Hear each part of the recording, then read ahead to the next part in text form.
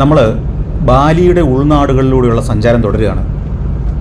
മധ്യ ബാലി പ്രദേശത്തു കൂടിയാണ് നമ്മൾ സഞ്ചരിക്കുന്നത്. ഇന്നലെ നമ്മൾ താമസിച്ചത് ഉബൂദ് എന്ന് പറയുന്ന ഇവരുടെ രാജനഗരത്തിലാണ്, ചരിത്ര നഗരത്തിൽ. അവിടെ നിന്ന് രാവിലെ ഒരു കാറിൽ ഉൾനാടുകളിലൂടെ കൂടുതൽ വടക്കോട്ട് സഞ്ചരിച്ചുകൊണ്ടിരിക്കുകയാണ്. തനി ഗ്രാമീണമായ റോഡുകളാണ്. ചില ഭാഗങ്ങളൊക്കെ പൊട്ടിപ്പൊളിഞ്ഞിട്ടുമുണ്ട്. വാഴത്തോപ്പുകളും തെങ്ങിൻ തോട്ടങ്ങളും നിറഞ്ഞ കേരളീയ സ്വഭാവമുള്ള ഭൂപ്രകൃതി. ചില ഭാഗങ്ങളിലൂടെ സഞ്ചരിക്കുമ്പോൾ ഇത് കേരളമല്ലെന്ന് ആരും പറയില്ല. നെൽവയലുകൾ, അതിൽ ഞാറ് നട്ട് കഴിഞ്ഞ ഭാഗങ്ങളുണ്ട്. നെല്ല് കുറച്ചേറെ വളർന്നു കഴിഞ്ഞ ഭാഗങ്ങളിലൂടെ നമ്മൾ കടന്നു പോകുന്നുണ്ട്. പോകുന്ന വഴിയിലെല്ലാം നമ്മൾ കാണുന്നത് നിരവധി നെൽപ്പാടങ്ങളാണ്. ബാലിക്കാരുടെ പ്രധാന കൃഷി നെൽകൃഷി തന്നെയാണ്. നമ്മളെപ്പോലെ അരിയാഹാരം കഴിക്കുന്നവരാണ് ബാലിക്കാരും. ആ നെൽപ്പാടങ്ങളോട് ചേർന്ന് ചെറിയ ഗ്രാമങ്ങൾ, നമ്മുടെ നാട്ടിൻ പുറത്തെ പോലെ ചെറിയൊരു പീടിക, ചായക്കട, അത് കഴിയുമ്പോൾ ട്രഡീഷണൽ ശൈലിയിൽ പണിത ഒരു കർഷക വീട്, അയാളുടെ കളപ്പുര, അതിനോടനുബന്ധിച്ചുള്ള ചെറിയൊരു ക്ഷേത്രം, വീണ്ടും നെൽവയലുകൾ. ഇങ്ങനെയാണ് ബാലിയുടെ ഉൾനാടുകളിലെ കാഴ്ച. ഇടയ്ക്ക് ചില ഫാക്ടറികളും വർക്ക്ഷോപ്പുകളും. യാത്ര തുടരുമ്പോൾ ഞാൻ ചിന്തിക്കുന്നത് ഈ ബാലിയെക്കുറിച്ച് ഞാൻ എന്നാണ് ആദ്യമായി കേട്ടതെന്നാണ്. സംശയമൊന്നുമില്ല, നമ്മുടെ മഹാസഞ്ചാരി എസ് കെ പൊറ്റക്കാടിൻ്റെ ബാലിദ്വീപ് എന്ന പുസ്തകത്തിലൂടെയാണ്. 1950കളിലാണ് എസ് കെ പൊറ്റക്കാട് ബാലിദ്വീപ് സന്ദർശിക്കുന്നത്. അദ്ദേഹത്തിൻ്റെ പുസ്തകത്തിൽ എഴുതിയിരിക്കുന്ന കുറേ അനുഭവങ്ങളുണ്ട്. അതിൽ ചിലത് ഇങ്ങനെയാണ്. ഗ്രാമത്തിൽ ഒരാത്മഹത്യയോ ക്ഷേത്രം അശുദ്ധമാക്കുന്ന വിധത്തിലുള്ള പ്രവൃത്തിയോ നടന്നിട്ടുണ്ടെങ്കിൽ ഗ്രാമം മുഴുവനായും ഏതാനും ദിവസത്തെ പുല ആചരിക്കണമെന്നാണ് അക്കാലത്തുണ്ടായിരുന്ന നിയമം. ആ ദിവസങ്ങളിൽ ഗ്രാമത്തിലെ മുഴുവൻ വീടുകളിലും ക്ഷേത്രങ്ങളിലും പ്രത്യേക പൂജകളും ചടങ്ങുകളും ഉണ്ടാവും. മന്ത്രവാദം, ആഭിചാരം, മാരണം, നിഴൽക്കുത്ത്, വെളിച്ചപ്പാട്, ഒടിമറിയൽ തുടങ്ങി പല വിദ്യകളിലും ബാലിക്കാർ നിപുണരായിരുന്നെന്നാണ് ഇവിടെ യാത്ര ചെയ്ത ശേഷം പൊറ്റക്കാട് എഴുതിയത്. അദ്ദേഹം ഇവിടെ സന്ദർശിച്ച നാളുകളിൽ ദ്വീപിൻ്റെ ഏത് ഭാഗത്തും മന്ത്രവാദികളെയും മന്ത്രവാദിനികളെയും കണ്ടിരുന്നതായിട്ടും എഴുതിയിട്ടുണ്ട്. മരുന്നും മന്ത്രവും പ്രയോഗിച്ച് കാള, പശു, ആട്, പുലി തുടങ്ങിയവയുടെ രൂപം പ്രാപിച്ച് മനുഷ്യൻ ഒടിയനായി നടക്കാൻ കഴിയുമെന്ന് ഇവർ വിശ്വസിക്കുന്നുണ്ട്. ബാലിക്കാർക്ക് ഒടിപ്രയോഗത്തിൽ വലിയ വിശ്വാസവും ഭയവും ഉണ്ട്. ഇവിടുത്തെ സാധാരണ മന്ത്രവാദികൾ ബലിയാൻ എന്നാണ് അറിയപ്പെടുന്നത്. ഇടയ്ക്ക് നമ്മൾ വലിയ മലയിടുക്കുകൾക്ക് മുകളിലെ പാലത്തിലൂടെ പോകുമ്പോൾ അടിയിലൂടെ ചെറിയ നദികൾ ഒഴുകുന്നത് കാണാം. കുന്നുകളും മലകളും എല്ലാം ചേർന്നതാണ് ബാലിയുടെ ഭൂപ്രകൃതി. നേർത്ത മൂടൽമഞ്ഞിലൂടെയാണ് നമ്മുടെ കാറ് പോയിക്കൊണ്ടിരിക്കുന്നത്. മലഞ്ചെരുവുകളിൽ പോലും തട്ടുതിരിച്ച നെൽപ്പാടങ്ങൾ കാണാം, ജലസമൃദ്ധമായ നെൽപ്പാടങ്ങൾ. നമ്മൾ പറഞ്ഞു വന്നത് ഈ ഗ്രാമങ്ങളിലൊക്കെ ദുർമന്ത്രവാദവും ആഭിചാരവും എല്ലാം നടക്കുന്നുണ്ടെന്നാണ്. ലയാക്ക് എന്നറിയപ്പെടുന്ന ഉഗ്രമന്ത്രവാദികൾ ഇത്തരം ഗ്രാമങ്ങളിലൊക്കെ ഉണ്ട്. ലയാക്ക് ശ്മശാനങ്ങളിൽ ചെന്ന് മൃതദേഹങ്ങൾ ഭക്ഷിക്കുന്നുവെന്നും രാത്രിയിൽ കുരങ്ങ്, കോഴി, പോത്ത് തുടങ്ങി പല മൃഗവേഷങ്ങൾ സ്വീകരിച്ച് ജനങ്ങളെ ദ്രോഹിക്കുന്നുവെന്നുമൊക്കെ ആളുകൾ വിശ്വസിക്കുന്നുണ്ട് ഇപ്പോഴും. ഗർഭിണികളുടെ വയറ്റിലെ കുഞ്ഞിനെ അപഹരിക്കാൻ ലയാക്കുകൾക്ക് കഴിയുമെന്നാണ് ഒരു വിശ്വാസം. അങ്ങനെ നിരവധി അന്ധവിശ്വാസങ്ങളും വിശ്വാസങ്ങളും ഒക്കെ ചേർന്നതാണ് ബാലിയുടെ ജീവിതം. നമ്മൾ ആദ്യ ലക്ഷ്യസ്ഥാനമായ തീർത്ഥ എംബൂൾ ക്ഷേത്രത്തിൻ്റെ പരിസരത്തേക്ക് എത്തി. നമുക്ക് മുമ്പേ ആളുകൾ എത്തിയിട്ടുണ്ട്, കാറുകൾ അവിടെ പാർക്കിങ്ങിലുണ്ട്. തീർത്ഥ എംബൂൾ എന്ന ക്ഷേത്രത്തിലേക്കുള്ള എൻട്രൻസ് ആണിത്. ഇവിടെ ടിക്കറ്റൊന്നും എടുക്കണ്ട, നമുക്ക് നേരെ അങ്ങ് പോകാം. എത്ര സ്വച്ഛസുന്ദരമായൊരു സ്ഥലമാണെന്ന് കാണുക. അനാവശ്യമായ പന്തലുകളില്ല, ബുക്കിംഗ് ഓഫീസുകളില്ല, സുവനീർ കടകളില്ല. ആ പ്രദേശത്തിൻ്റെ പൈതൃകത്തെയും സൗന്ദര്യത്തെയും മറയ്ക്കുന്നതായിട്ടൊന്നുമില്ല. കുലീനമായ മണ്ഡപങ്ങൾ, സുന്ദരമായ ഭൂപ്രകൃതി, വെട്ടിയൊരുക്കിയിട്ട പുൽമേട്, ചെറിയ തടാകങ്ങൾ. ബാലിയിലെ ഹിന്ദുക്കൾ പുണ്യസ്നാനത്തിനായിട്ട് എത്തുന്ന പ്രധാനപ്പെട്ട ഒരു ക്ഷേത്രമാണ് തീർത്ഥ എംബൂൾ. മെലൂക്കത്ത് എന്നറിയപ്പെടുന്ന വാർഷിക തീർത്ഥസ്നാനത്തിനായിട്ട് ധാരാളം ആളുകൾ ഇവിടെ എത്താറുണ്ട്. വർഷത്തിൽ ഒരിക്കലെങ്കിലും ഈ തീർത്ഥഘട്ടത്തിലെത്തി മുങ്ങണമെന്നാണ് ബാലിയിലെ ഹിന്ദുക്കൾ വിശ്വസിച്ചു വരുന്നത്. തീർത്ഥജലം പ്രവഹിക്കുന്ന വലിയൊരു കുളവും ക്ഷേത്ര സമുച്ചയവും എല്ലാം ഉണ്ട്. അവിടേക്ക് നമ്മൾ കുറച്ച് ദൂരം നടക്കണം. പോകുന്ന വഴിയിൽ ഇത്തരം നിരവധി മണ്ഡപങ്ങൾ കാണാം. പ്രാദേശിക ഭാഷയിൽ ക്ഷേത്ര ചരിത്രം എഴുതിയത് ഗൈഡുമാർ ടൂറിസ്റ്റുകൾക്ക് വിവരിച്ചു കൊടുക്കുന്നു. വിശുദ്ധമായ അരുവി എന്നാണ് തീർത്ഥ എംബൂൾ എന്ന വാക്കിൻ്റെ അർത്ഥം. ഇവിടെ വന്ന് മുങ്ങിക്കുളിക്കുന്നതിലൂടെ പാപമുക്തി ലഭിക്കുമെന്നാണ് ബാലിക്കാർ വിശ്വസിക്കുന്നത്. ഇവിടെയുള്ള അരുവിയോടനുബന്ധിച്ച് ഒരു ക്ഷേത്രം വന്നതോടെ ക്ഷേത്രത്തിൻ്റെ പേരും തീർത്ഥ എംബൂൾ എന്നായിട്ട് മാറി. 10ാം നൂറ്റാണ്ടിൽ ബാലി ഭരിച്ചിരുന്ന ഉദയന രാജവംശത്തിൻ്റെ കാലത്താണ് ഈ തീർത്ഥഘട്ടം നിർമ്മിക്കുന്നത്. AD 962 ഇതിൻ്റെ നിർമ്മാണമെന്ന് ചില രേഖകളിലുണ്ട്. ഇവിടെ എങ്ങും ടൂറിസ്റ്റുകളെ കാണുന്നില്ല, തീർത്ഥാടകരെയും കാണുന്നില്ല. ഇവിടെ ഒരു ചെറിയ കെട്ടിടമുണ്ട്. ഇവിടെ ചെന്ന് ഈ മുണ്ടെടുത്ത് വേണം നമുക്ക് ക്ഷേത്രത്തിനകത്തേക്ക് പോകാൻ. പാൻസിൻ്റെ മുകളിൽ ചുറ്റിയാലും മതി, അത് ഫ്രീ ആണ്. ഞാൻ അവിടെ ചെന്ന് ഒരു മുണ്ടൊക്കെ എടുത്ത് പാൻസിൻ്റെ മുകളിൽ ചുറ്റിയാണ് ഇപ്പോൾ നടന്നു പോകുന്നത്. ഇപ്പോൾ ഒരു പടിപ്പുര കടന്ന് നമ്മളൊരു മുറ്റത്തേക്ക് എത്തുകയാണ്. ഇത് ക്ഷേത്രത്തിൻ്റെ 1-ാം ഭാഗമാണ്. ജപപ്പുര എന്നാണ് ഈ മുറ്റത്തിൻ്റെ പേര്. ആ മുറ്റത്തിനോടനുബന്ധമായിട്ട് ഒരു വലിയ കെട്ടിടമുണ്ട്, ഒരു ഓഡിറ്റോറിയം പോലത്തെ ഒരു കെട്ടിടം. അതിൻ്റെ അങ്ങേയറ്റത്ത് കാണുന്നത് ക്ഷേത്രത്തിലേക്കുള്ള പടിപ്പുരയാണ്. ക്ഷേത്രത്തിൻ്റെ 2-ാം ഭാഗത്തേക്കുള്ള പടിപ്പുര. അവിടെ ശരിക്കും ക്ഷേത്രമല്ല, അവിടെയാണ് തീർത്ഥക്കുളം ഉള്ളത്. പക്ഷേ തീർത്ഥക്കുളത്തിലേക്ക് കടക്കുന്നതിന് മുമ്പ് ഈ ജപപ്പുരയുടെ ഒരറ്റത്ത് കുറേ ആളുകൾ കൂടി നിൽക്കുന്നുണ്ട്. ഇവരിവിടെ ബലിതർപ്പണങ്ങളൊക്കെ നടത്തുകയാണ്, പ്രാർത്ഥിക്കുകയാണ്. പ്രത്യേക വസ്ത്രമൊക്കെ ധരിച്ച് വിദേശ ടൂറിസ്റ്റുകൾ എത്തിയിട്ടുണ്ട്. ബാലിയിലെത്തുന്ന വിദേശ ടൂറിസ്റ്റുകൾക്കും ഈ ബാലിനീസ് വിശ്വാസങ്ങളും ഇവിടുത്തെ ആചാരങ്ങളും ഒക്കെ വലിയ കൗതുകമാണ്. അവരും അതിൻ്റെ ഭാഗമാകും. അവർ പ്രത്യേക വസ്ത്രമൊക്കെ ധരിച്ചു വന്ന് നിന്ന് രാവിലെ ബലിതർപ്പണങ്ങൾ നടത്താനുള്ള ഒരുക്കത്തിലാണ്. ഇവിടെ നിലത്ത് ഇരുന്ന് പ്രാർത്ഥിക്കുന്നതും തർപ്പണം നടത്തുന്നതുമൊക്കെ വിദേശികളാണോ ബാലിനീസ് ആളുകൾ തന്നെയാണോ എന്ന് സംശയമുണ്ട്. ആ മുൻനിരയിലിരിക്കുന്നവരിൽ 3 പേര് ടൂറിസ്റ്റുകളാണെന്ന് ഉറപ്പാണ്. പുറകിലുള്ളത് നാട്ടുകാരുമായിരിക്കണം. 2 കൂട്ടരും ആത്മാർത്ഥമായ പ്രാർത്ഥനയിൽ തന്നെയാണ്. മുന്നിൽ കാണുന്ന പടിക്കെട്ടിൻ്റെ അപ്പുറമാണ് തീർത്ഥക്കുളം. തീർത്ഥക്കുളത്തിൻ്റെ അപ്പുറത്താണ് ക്ഷേത്രക്കെട്ടുകൾ. അതിനഭിമുഖമായിട്ടിരുന്നാണ് പ്രാർത്ഥന. 10-12 പേർക്കാണ് ഒരേ സമയം പ്രാർത്ഥന നടത്താനുള്ള സൗകര്യം ഇവിടെയുള്ളത്. കയ്യിൽ പൂത്താലവും അതിൽ കത്തിച്ച സാമ്പ്രാണിയും പ്രത്യേക വസ്ത്രവും ഒക്കെയായിട്ട് ടൂറിസ്റ്റുകളുടെ ഒരു സംഘം പൂജയ്ക്കായി കാത്തു നിൽക്കുകയാണ്.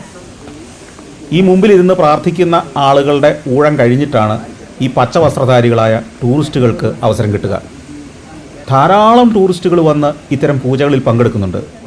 ഭാരതീയമായ വിശ്വാസങ്ങളും ആചാരങ്ങളും ഒക്കെ മിക്കവാറും എല്ലാ പാശ്ചാത്യ ടൂറിസ്റ്റുകൾക്കും വളരെ ഇഷ്ടമുള്ള കാര്യമാണ്. പക്ഷേ നിർഭാഗ്യവശാൽ ഇന്ത്യയിലെ ക്ഷേത്രങ്ങളിൽ ഇത്തരം പൂജകൾ അനുഷ്ഠിക്കാനോ ക്ഷേത്രത്തിൻ്റെ ഉള്ളിലേക്ക് കടന്നു ചെല്ലാനോ പോലും പലപ്പോഴും പാശ്ചാത്യ ടൂറിസ്റ്റുകൾക്ക് അവസരം കിട്ടാറില്ല. അതുകൊണ്ട് തന്നെ ബാലിയിൽ ഇത്തരം അവസരം കിട്ടുമ്പോൾ അവരത് പ്രയോജനപ്പെടുത്തുന്നു.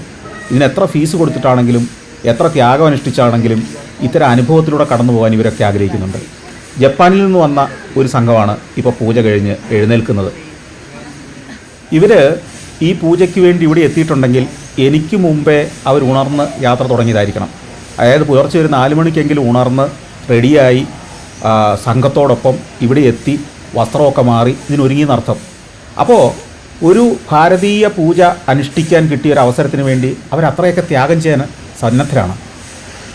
പച്ചവസ്ത്രക്കാരായ സംഘത്തിലെ 2-3 പേര് പൂജ അർപ്പണം ആരംഭിച്ചു കഴിഞ്ഞു. ഈ പൂജയ്ക്ക് പല ഘട്ടങ്ങളുണ്ട്.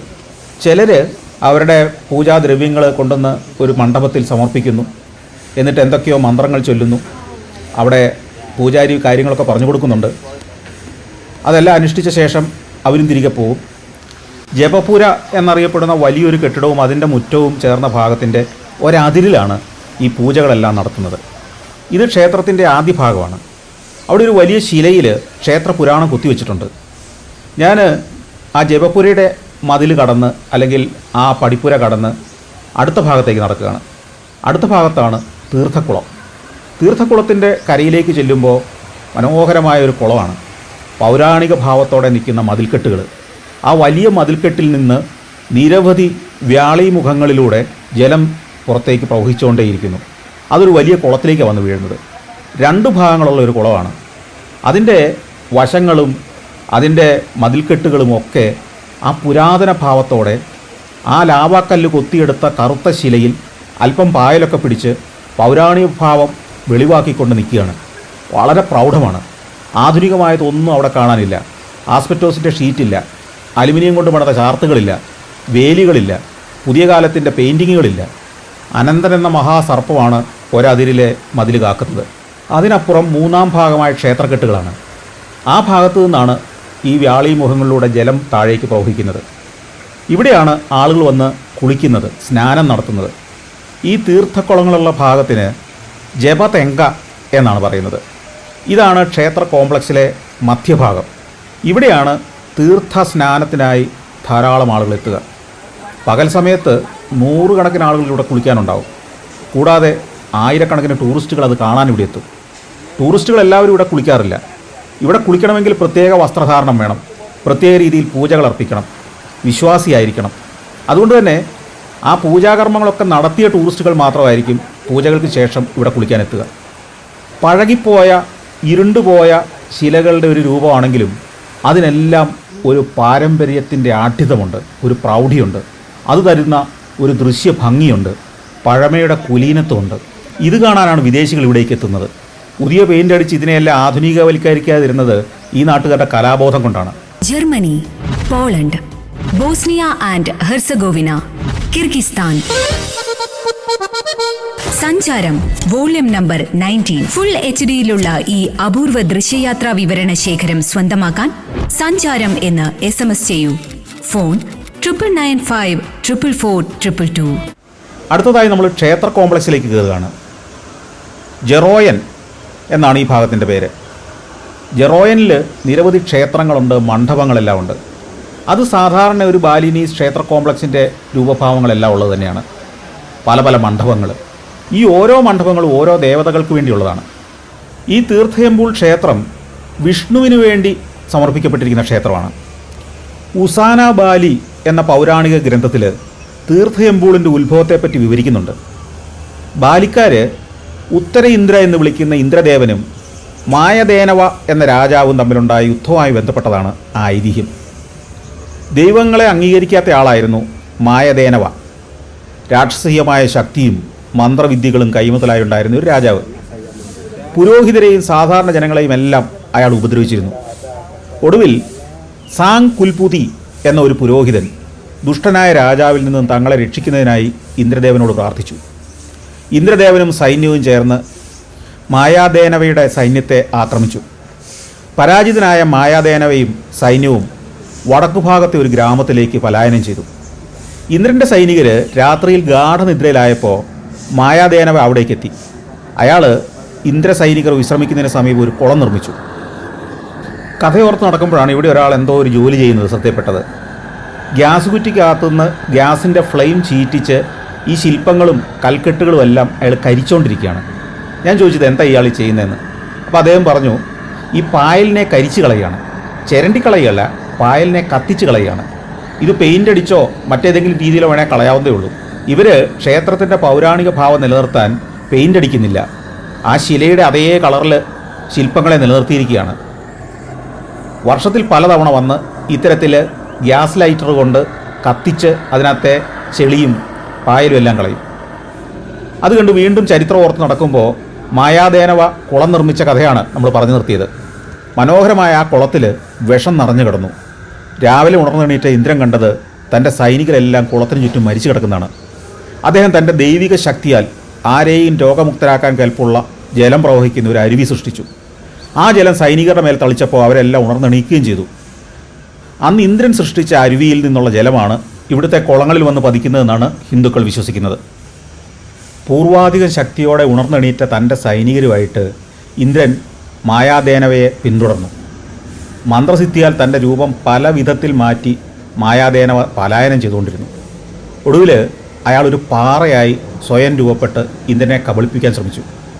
ഈ സമയം ഇന്ദ്രൻ ആ പാറയ്ക്ക് നേരെ ഒരു അമ്പ് ചെയ്തു. അതോടെ പാറയിൽ നിന്ന് രക്തം പ്രവഹിക്കുകയും ദുഷ്ടനായ രാജാവ് മരിക്കുകയും ചെയ്തു എന്നാണ് വിശ്വാസം. ആ പാറയിൽ നിന്നൊഴുകിയ മായാദേനവയുടെ രക്തമാണ് പിന്നീട് പെത്താനു എന്ന നദിയായി രൂപപ്പെട്ടതെന്നും ഇവിടുത്തെ ഹിന്ദുക്കൾ വിശ്വസിക്കുന്നു. പെത്താനു നദിയുടെ ഇരു കരകളിലുള്ള നെൽവയലുകൾ ഫലഭൂയിഷ്ടമാണ്. നദീജലം രാക്ഷസ രാജാവിൻ്റെ രക്തമായതിനാലാണ് അങ്ങനെ ഒരു ഫലഭൂഷ്ടി ഉണ്ടായതെന്നും ആളുകൾ വിശ്വസിക്കുന്നു. ഹിന്ദുക്കൾക്ക് പുണ്യസ്ഥലമാകുമ്പോൾ തന്നെ ബാലിയിലെത്തുന്ന ടൂറിസ്റ്റുകളുടെ വലിയൊരു ആകർഷണ കേന്ദ്രമാണ് തീർത്ഥയമ്പൂൾ ക്ഷേത്രവും അതിന് സമീപത്തെ തീർത്ഥഘട്ടങ്ങളും എല്ലാം. തീർത്ഥയമ്പൂൾ കോംപ്ലക്സിലെ ക്ഷേത്രക്കെട്ടുകളുടെ ഭാഗമായ ജെറോയൻ എന്ന ഭാഗത്തൂടെയാണ് ഞാനിപ്പോൾ സഞ്ചരിച്ചുകൊണ്ടിരിക്കുന്നത്. അവിടെ നിരവധി ക്ഷേത്രങ്ങളുണ്ട്. പല പല ചെറിയ ചെറിയ ഉപക്ഷേത്രങ്ങൾ കാണാം. ഇവിടെയൊക്കെ പല മൂർത്തികളെ പ്രതിഷ്ഠിച്ചിട്ടുണ്ട്. എല്ലാം അതിമനോഹരമായ പൗരാണിക ഭാവമുള്ള ക്ഷേത്രങ്ങൾ. രാവിലെ ജീവനക്കാർ വന്ന് കൃത്യമായിട്ട് അടിച്ചു വാരി വൃത്തിയാക്കിയിടുന്നു. പായൽ കരിച്ചു കളയുന്ന ജോലി മാത്രമല്ല, ചൂലുമായിട്ട് വന്ന് ഈ ക്യാമ്പസിൻ്റെ കൽത്തളമാകെ അടിച്ചു വാരുന്ന ജോലിയും രാവിലെ ഒരു 7:30-8 മണിയാകുമ്പോഴത്തേക്കും തീർത്തിരിക്കും. ഇവരെ വിസ്തൃതമായ ഒരു പ്രദേശത്താകെ പരന്ന് കിടക്കുകയാണ് തീർത്ഥയമ്പൂൾ ക്ഷേത്രം. ഞാൻ തിരികെ നടക്കുമ്പോഴും ചുവരിലെ പായലിനെ കരിക്കുന്ന ജോലി തുടരുകയാണ് ആ ജീവനക്കാർ. വളരെ കൃത്യതയോടെ വളരെ ആത്മാർത്ഥതയോടെയാണ് ഈ ക്ഷേത്രത്തിലെ ജോലിക്കാരെല്ലാം അവരുടെ ജോലി നിർവഹിക്കുന്നതെന്ന് കാണുമ്പോൾ മനസ്സിലാവും. അതൊക്കെ പുലർച്ചെ നേരം വെളുക്കുന്നതിന് മുമ്പ് തന്നെ എത്തി വളരെ ഭംഗിയോടുകൂടി ആ ജോലി ചെയ്യുന്നു. നമ്മുടെ ദേവസ്വം ബോർഡിലൊക്കെ ജോലിക്കാർ ഈ മട്ടിൽ ചെയ്തിരുന്നെങ്കിൽ നമ്മുടെ ഓരോ ക്ഷേത്രവും അതിൻ്റെ പരിസരവും ഒക്കെ എത്ര ഭംഗിയായേനെ. ഈ ബാലിയിലെ മനുഷ്യരിൽ ബഹുഭൂരിപക്ഷം പേരും കലാകാരന്മാർ തന്നെയാണെന്ന് എനിക്ക് തോന്നാറുണ്ട്. ഈ ക്ഷേത്രത്തിന് വേണ്ടി നിയമങ്ങൾ ഉണ്ടാക്കുന്നവരും അത് പരിപാലിക്കുന്നവരും അതിനെ സംരക്ഷിക്കുന്നവരും എല്ലാം കലാകാരന്മാരാണ്. അതിനൊരു തീമുണ്ട്. അതിലാവശ്യമില്ലാത്ത ബോർഡുകൾ, തൊങ്ങലുകൾ, ഏച്ചുകെട്ടലുകൾ ഒന്നുമില്ല. അത് യഥാർത്ഥ കലാകാരന്മാരുടെ മനസ്സിൽ മാത്രമേ ഇത്തരം ഒരു ക്ഷേത്ര സംരക്ഷണത്തിൻ്റെ ചിന്ത രൂപപ്പെടൂ. ക്ഷേത്രത്തിനുള്ളിലേക്ക് പോകുമ്പോൾ കണ്ട സംഘം തന്നെയാണോ എന്നറിയില്ല, പച്ചവസ്ത്രധാരികളായ കുറേ പേര് ഇപ്പോഴും പൂജയർപ്പിച്ച് അവിടെയുണ്ട്. ഇവർ വെറും ടൂറിസ്റ്റുകളാണെന്ന് എനിക്ക് തോന്നുന്നില്ല. ടൂറിസ്റ്റുകളായി വന്ന് കുറച്ച് അനുഭവം നേടുക എന്ന ലക്ഷ്യത്തിനപ്പുറം ആത്മാർത്ഥമായ പ്രാർത്ഥനയിലും പൂജാർപ്പണത്തിലുമാണ് ഇവർ യഥാർത്ഥ ഭക്തർ തന്നെയാണെന്ന് നമുക്ക് കുറച്ച് നേരം നിരീക്ഷിച്ച് കഴിയുമ്പോൾ തോന്നും. അവർ അതിനുവേണ്ടി എടുക്കുന്ന എഫേർട്ട്, ശ്രമം, പൂജയുടെ ഏകാഗ്രത, പ്രാർത്ഥനയിലുള്ള ശ്രദ്ധ, ഇതൊക്കെ കാണുമ്പോൾ ഇവരൊരു ടൂറിസ്റ്റൊന്നും അല്ല നമുക്ക് തോന്നും. പക്ഷേ ഇവിടെ എത്തുന്നതിൽ ബഹുഭൂരിപക്ഷവും ടൂറിസ്റ്റുകളാണ് താനും. ഞാൻ പുറത്തേക്ക് നടക്കുമ്പോഴും പുതിയ സംഘങ്ങളുമായി ടൂർ ഗൈഡുകൾ വരുന്നു. ഇനി അങ്ങോട്ട് ടൂറിസ്റ്റുകളുടെ ഒഴുക്ക് തുടങ്ങുകയായി. ഇപ്പോൾ സമയം ഒരു 8 മണി കഴിഞ്ഞിട്ടുണ്ട്. 9 മണി മുതലാണ് ഇവിടേക്ക് ടൂറിസ്റ്റുകൾ ഒഴുകി തുടങ്ങുക എന്നുള്ളത് ഡ്രൈവർ വയാൻ എന്നോട് പറഞ്ഞിരുന്നു. ക്ഷേത്ര കോംപ്ലക്സിൽ നിന്ന് പാർക്കിങ്ങിലേക്ക് നടക്കുമ്പോൾ ഓലമേഞ്ഞ ചില കെട്ടിടങ്ങൾ കാണാം. എന്തൊക്കെയോ കൗണ്ടറുകളാണ്. അവിടുന്ന് പാർക്കിങ്ങിലേക്ക് പോകണമെങ്കിൽ നമ്മളൊരു വലിയ ഷോപ്പിംഗ് ഏരിയയിലൂടെ കടന്നു പോകണം. 2 വശത്തും സുവനീർ കടകൾ നിരന്നിരിക്കുന്ന വലിയൊരു ഏരിയയാണ്. അതിനകത്തൂടെ ഒരു മാന്ത്രിക കോട്ടയ്ക്കകത്ത് എന്ന പോലെ വളഞ്ഞു വേണം പോകാൻ. ഇവിടെയെല്ലാം സുവനീറുകൾ നിരത്തി വെച്ചുകൊണ്ടിരിക്കുന്ന സമയമാണ്. കടകൾ തുറന്നു വരുന്നേ ഉള്ളൂ. ഉഗ്രൻ കരകൗശല വസ്തുക്കളും ഫ്രിഡ്ജ് മാഗ്നറ്റുകളും ഒക്കെയാണ് രാവിലെ നിരത്തി വെച്ചുകൊണ്ടിരിക്കുന്നത്. നമ്മുടെ 50 രൂപയ്ക്ക് തുല്യമായ ഇന്തോനേഷ്യൻ റുപ്പിയ കൊടുത്താൽ അതിലെ ഒരു മാഗ്നറ്റ് തരാമെന്ന് ആ സ്ത്രീ എന്നോട് പറഞ്ഞു. അവർക്ക് കൈനീട്ടമായിട്ട് കുറച്ച് റുപ്പിയ കൊടുത്ത് 2 ഫ്രിഡ്ജ് മാഗ്നറ്റും വാങ്ങി ഞാൻ നടത്തം തുടർന്നു. എനിക്ക് നിരവധി സ്ഥലങ്ങളിലേക്ക് പോകാനുള്ളതാണ്. ഞാൻ പാർക്കിംഗ് ഏരിയയിലേക്ക് നടന്നെത്തി. അവിടെ ഇനി എൻ്റെ കാറ് കണ്ടുപിടിക്കണം. അങ്ങനെ വയാൻ്റെ കാറിലേക്ക് ചെന്ന് കയറി. യാത്ര തുടരുമ്പോൾ ഞാൻ വയാനുമായിട്ടൊന്ന് പരിചയപ്പെട്ടു. വളരെ ഫ്രണ്ട്ലി ആയ ഒരു ചെറുപ്പക്കാരനാണ് വയാൻ. ഇന്നലെ എയർപോർട്ടിൽ നിന്ന് ഉബൂദിലേക്ക് എന്നെ കൊണ്ടുവന്ന ടാക്സിക്കാരനെ പോലെ മസിൽ പിടുത്തൊന്നുമില്ല. ഇയാൾ ഈ ജോലി ആസ്വദിച്ച് ചെയ്യുന്ന ഒരാളാണ്. ഏതാണ്ട് 10 വർഷമായിട്ട് ടൂറിസം ഇൻഡസ്ട്രിയിൽ പ്രവർത്തിക്കുന്നുണ്ട് വയാൻ. ഉബൂദിലാണ് വയാനും കുടുംബവും താമസിക്കുന്നത്. ഭാര്യയും 2 മക്കളുമുണ്ട്. കൊച്ചു കുട്ടികളാണ്. 1-ാം ക്ലാസ്സിലും 4-ാം ക്ലാസ്സിലും പഠിക്കുന്ന 2 കുട്ടികൾ. പാർക്കിങ്ങിൻ്റെ ഫീസ് ഇവിടെ കൊടുക്കണം. അത് വയാൻ കൊടുത്തു. ഇതെല്ലാം കൂടെ ചേർന്ന ഫീസ് നമ്മൾ നേരത്തെ കൊടുത്തിട്ടുള്ളതാണ്. കോവിഡ് കാലത്ത് വയാനും കുടുംബവും മറ്റ് ആയിരക്കണക്കിന് ആളുകളെപ്പോലെ കഷ്ടപ്പാടിലായിരുന്നു എന്ന് വയാൻ പറഞ്ഞു. ആ സമയത്ത് ടൂർ കമ്പനി പ്രവർത്തിച്ചില്ല. വയാൻ ഓടിക്കുന്ന ഈ കാറ് ടൂർ കമ്പനിയുടെ കാറാണ്, വയാൻ്റെ സ്വന്തമല്ല. ആ സമയത്ത് ചെറിയ ചെറിയ ജോലികളൊക്കെ ചെയ്ത് അയൽ വീടുകളിലും നാട്ടിൻ പുറത്തെ ചില സ്ഥാപനങ്ങളിലൊക്കെ ജോലി ചെയ്താണത്രേ ആ കഷ്ടകാലം കടന്നുപോയത്. കോവിഡിന്റെ കാലത്ത് കുറച്ചു കാലം ഇദ്ദേഹം ചെറിയൊരു റെസ്റ്റോറന്റ് വീടിനടുത്ത് നടത്തിയിരുന്നു അത്രേ. ആ നാട്ടുകാർക്ക് വേണ്ടിയുള്ള ഒരു റെസ്റ്റോറന്റ് ആയിരുന്നു. അവിടെ നിന്ന് ഈ ലോക്ക്ഡൌൺ കാലത്ത് മറ്റു വീടുകളിലേക്ക്, അയൽ വീടുകളിലേക്കൊക്കെ ഭക്ഷണം കൊടുത്തു വിട്ടാണ് അദ്ദേഹത്തിന്റെ സ്ഥാപനം നടന്നുപോയത്. പക്ഷെ കോവിഡ് കഴിഞ്ഞതോടുകൂടി അതിന്റെ സാധ്യതകൾ അടഞ്ഞു. വീണ്ടും പഴയ ടൂർ കമ്പനിയിൽ ഡ്രൈവറായിട്ട് ജോയിൻ ചെയ്തു. ഇപ്പോൾ കഴിഞ്ഞ 2 കൊല്ലമായിട്ട് ടൂറിസത്തിന്റെ നല്ല കാലമാണ്. ഗുനൂങ് കാവി എന്ന് പറയുന്നൊരു സ്ഥലത്തേക്കാണ് നമ്മളിപ്പോൾ എത്തിച്ചേർന്നിരിക്കുന്നത്. വളരെ പ്രമുഖമായൊരു ടൂറിസ്റ്റ് കേന്ദ്രമാണെങ്കിലും കടകളൊന്നും തുറന്നിട്ടില്ല. മണ്ഡപങ്ങൾ, വമ്പൻ പ്രതിമകൾ, വഴിയമ്പലങ്ങൾ, ഇതൊക്കെയാണ് നമ്മൾ നടക്കുമ്പോൾ കാണുന്നത്. തെങ്ങോല കണ്ട് അലങ്കാരങ്ങളുണ്ടാക്കി നാട്ടി നിർത്തിയിരിക്കുന്നു. ചെമ്പകമരങ്ങൾ വഴിയോരങ്ങളെ അലങ്കരിക്കുന്നു. 2 നിലയും 1 നിലയും ഒക്കെയുള്ള വീടുകൾ, കരകൗശല വസ്തുക്കൾ വിൽക്കാൻ വെച്ചിരിക്കുന്ന ചില കെട്ടിടങ്ങൾ, ഇതൊക്കെ കണ്ട് നമുക്ക് കുറേ ദൂരം നടക്കണം ഈ ഗുനൂങ് കാവി പ്രദേശത്തേക്ക് എത്തണമെങ്കിൽ. 1 കിലോമീറ്റർ അകലെയുള്ള പാർക്കിംഗ് വണ്ടി നിർത്തിയിട്ട് നടന്നു വേണം ഗുനൂങ് കാവിയിലേക്ക് പോകാൻ. ഇവിടെ പക്ഷേ ടിക്കറ്റ് എടുക്കണം. ഇടതുവശത്താണ് ടിക്കറ്റ് കൗണ്ടർ. ബാലിയിലെ രാജാക്കന്മാരുടെ താഴ്വര എന്നാണ് ഗുനൂങ് കാവി അറിയപ്പെടുന്നത്. രാജാക്കന്മാരെ സംസ്കരിച്ചിരിക്കുന്നൊരു താഴ്വര. പോകുമ്പോൾ അവിടെ വലിയൊരു ശിലയിൽ ഈ പ്രദേശത്തിൻ്റെ ചരിത്രം എഴുതി വച്ചിട്ടുണ്ട്. ഇതാണ് ബാലിക്കാർ എല്ലാ ദിവസവും രാവിലെ വീടിൻ്റെയും സ്ഥാപനങ്ങളുടെയും എല്ലാം മുമ്പിൽ വയ്ക്കുന്ന പൂത്താലം. അതിലൊരു സാമ്പ്രാണിയും ഉണ്ടാവും. ഇവിടെ ടിക്കറ്റ് കൗണ്ടറുണ്ട്. ഇവിടുന്ന് ഞാൻ പോയി ടിക്കറ്റ് എടുത്തു. ടിക്കറ്റ് എടുത്തിട്ട് കവാടം കടന്ന് മുന്നോട്ട് നടന്നു. ഇവിടുന്ന് ഇനി കുത്തനെ നടയിറങ്ങി താഴേക്ക് പോകണം. ഇവിടെ ചില മണ്ഡപങ്ങളൊക്കെ വഴിയോരങ്ങളിൽ പണിതിട്ടിട്ടുണ്ട്. ആളുകൾക്ക് വിശ്രമിക്കാൻ വേണ്ടി നൂറ്റാണ്ടുകൾക്ക് മുമ്പ് തന്നെ പണിതിട്ടിരിക്കുന്ന മണ്ഡപങ്ങളാണ്. അതൊക്കെ പഴയ ചാരുതയോടെ ഇന്ന് സംരക്ഷിച്ച് നിർത്തിയിരിക്കുന്നു. ഏതാണ്ട് 400 സ്റ്റെപ്പുകൾ ഇറങ്ങി വേണം താഴെ ആ പുരാനിർമ്മിതിയുടെ ഭാഗത്തേക്ക് എത്താൻ. തട്ടുതിരിച്ച നെൽപ്പാടങ്ങൾ. ഇവിടെയൊക്കെ നമ്മൾ കാണുന്നത് കേരളത്തിൻ്റെ ഒരു മലയോര ഗ്രാമത്തിൻ്റെ അതേ ഭൂപ്രകൃതിയാണ്. റബ്ബറില്ല എന്ന് മാത്രം. ബാക്കി എല്ലാ സസ്യജാലങ്ങളും അവിടെയുണ്ട്. മലഞ്ചെരിവുകളിലും കുന്നിൻ മുകളിലും വെള്ളം നിറഞ്ഞു കിടക്കുന്ന നെൽപ്പാടങ്ങൾ. ഇതാണ് ഇവിടുത്തെ പ്രത്യേകതയായ ടെറസ് ഫാമിങ്. ഇത് കാണാൻ ധാരാളം ആളുകൾ ഇവിടേക്ക് എത്തുകയും ചെയ്യും. ഇനി താഴേക്ക് നിരവധി പടവുകൾ ഇറങ്ങിപ്പോകണം. 400ഓളം പടവുകൾ ഇറങ്ങി താഴേക്ക് പോകാൻ വലിയ ബുദ്ധിമുട്ടില്ല. തിരിച്ചു കയറുന്ന കാര്യം ഓർക്കുമ്പോൾ ഒരു ചെറിയ ആശങ്കയുണ്ട്. താഴെയും കുറേ ക്ഷേത്രങ്ങളും മണ്ഡപങ്ങളും ഒക്കെ കാണാം. അതുവഴി ഒരു നദി ഒഴുകുന്നുണ്ട്, ചെറിയൊരു നദി. അതിൻ്റെ തീരങ്ങളിൽ ടൂറിസ്റ്റുകൾക്ക് വേണ്ട ചില നിർമ്മിതികളൊക്കെ കാണാം. ആ ചെറു നദിയിൽ ചെറിയൊരു തടയണയുണ്ട്. അവിടെ നിന്ന് ഓരങ്ങളിലെ നെൽവയലുകളിലേക്ക് വെള്ളം വഴിതിരിച്ചു വിടുന്നു. ഇത് ഒരു മലഞ്ചെരുവിലാണെന്ന് ഓർക്കണം. മലയിൽ തട്ട് തിരിച്ച നെൽവയലുകൾ. അതിലൂടെ ഞാൻ നടത്തം തുടരുകയാണ്. ഗുനൂങ്കാവി എന്ന ബാലിയുടെ ചരിത്ര നിർമ്മിതി കാണാനുള്ള നടത്തം.